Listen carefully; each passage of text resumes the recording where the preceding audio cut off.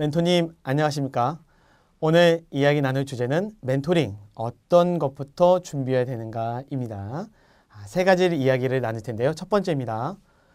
우선 먼저 중요한 것들 이겁니다. 그들의 눈높이에서 준비하지 않은 겁니다. 멘토님들의 멘티들은 지금 어떻습니까? 다양하죠. 나이도 다르고요. 성별도 다르고 학교, 전공 다 다릅니다. 그러한 멘티들이 멘토님들을 신청해서 이렇게 모여 있는데요. 단일한 그러한 조직이라면 멘토님들이 편하게 한 가지 이야기만 해도 됩니다. 하지만 멘티들이 각기 다릅니다. 그렇기 때문에 그 멘티들의 눈높이에 맞춰서 멘토님들께서 멘토링의 이야기와 수위를 결정하셔야 됩니다.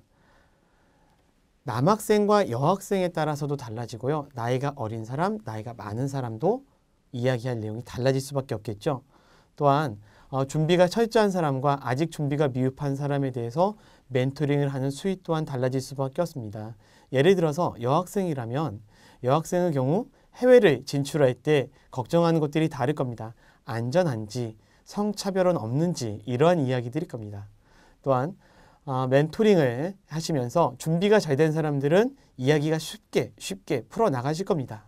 하지만 준비가 안 돼 있는 친구들은 왜 해외를 나가는 것이 중요한지, 왜 어학이 중요한지 미리미리 준비를 하는 것은 이러저러한 상황에서 그 사람에게 얼마나 큰 힘이 되는지를 조금 더 차근차근 세세하게 이야기를 풀어나가실 필요가 있습니다. 즉, 내가 이야기를 해주는 그 사람의 눈높이에 맞춰서 내가 이야기하는 내용이 달라야 된다라는 점 잊으시면 안 됩니다. 두 번째입니다. 그들이 듣고 싶어하는 이야기를 준비하자입니다. 멘토링을 할 때 멘토님께서 하고 싶은 이야기를 하는 게 중요할까요? 멘티들이 듣고 싶은 이야기를 하는 게 중요할까요? 물론 둘 다 중요하지만 중심은 멘티들이 듣고 싶은 이야기를 듣는 것이 중요합니다. 그렇다면 멘티들은 어떤 이야기를 듣고 싶어 할까요?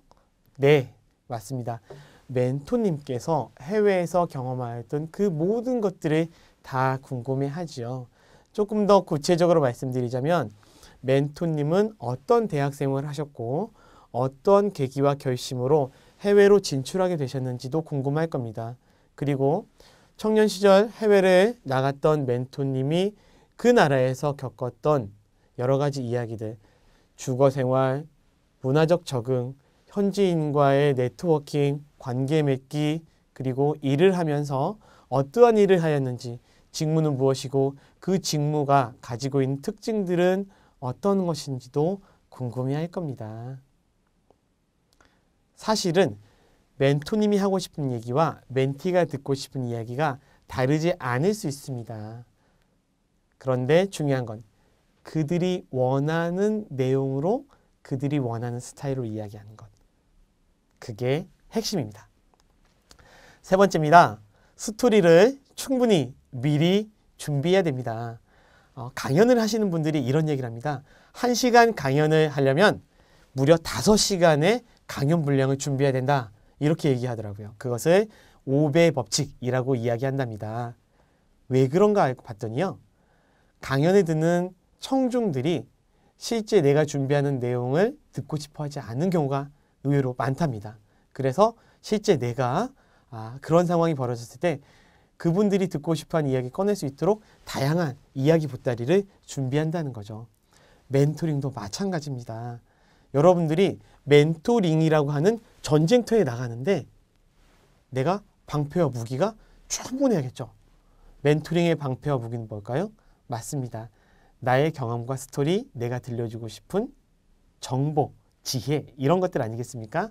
그럴 때는요. 여러분들께서 그 이야기들을 보따리를 잘 준비하시는 게 중요해요. 근데 보따리를 아무거나 막 넣으면 어디에 뭐가 있는지 모르지 않습니까?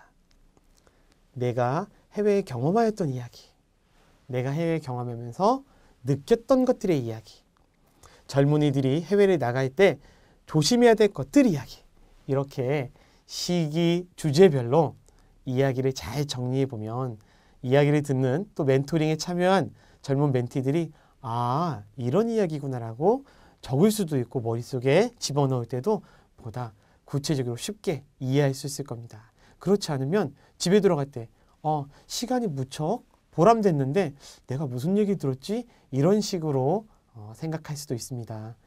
체계적으로 잘 많이 준비한 이야기들이 결국엔 효과적인 멘토링의 결과로 나타난다는 점 잊지 마시기 바랍니다. 감사합니다.